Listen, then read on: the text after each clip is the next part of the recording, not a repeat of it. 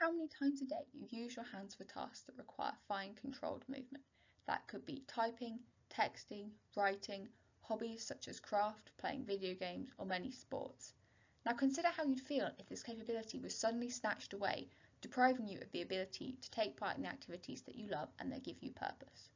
The truth is that fine motor movement requires your brain to precisely control the movement of your wrist and fingers. This is something that we often take for granted, but all it takes is one blocked blood vessel or bleed in the brain and this is gone, and this is the reality for millions of stroke patients worldwide. With 1 in 4 people experiencing a stroke at some point in their lifetime, this could very well happen to you or to someone that you love. The good news is that the brain is amazing at adapting and rewiring itself to relearn lost abilities.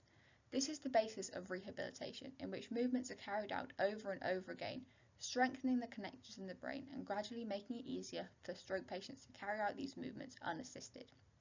However, this is a long and drawn out process, and the resources available for it are severely limited.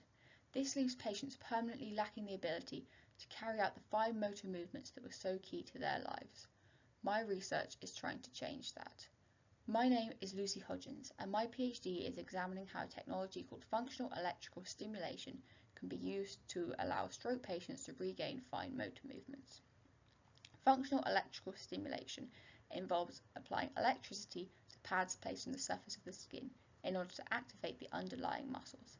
These pads or electrodes replace or work alongside the brain in order to kickstart the rehabilitation process.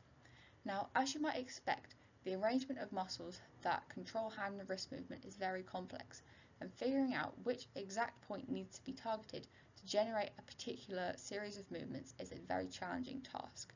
My work makes use of a grid of electrodes, as shown here, embedded in a wearable sleeve. The problem then becomes figuring out which element of the grid needs to be targeted to achieve the desired motion. My work takes the physical system of the hand and wrist and converts it into a series of mathematical equations to accurately represent how the system behaves. You can see some of these equations on this slide. By taking note of the natural variation that occurs between individuals, I can then generate a large number of possible mathematical models of the hand and wrist. My system then works out in real time which of these models most accurately represents the hand and wrist of the stroke patient, before using this information to decide which element of the grid to target to achieve the desired motion.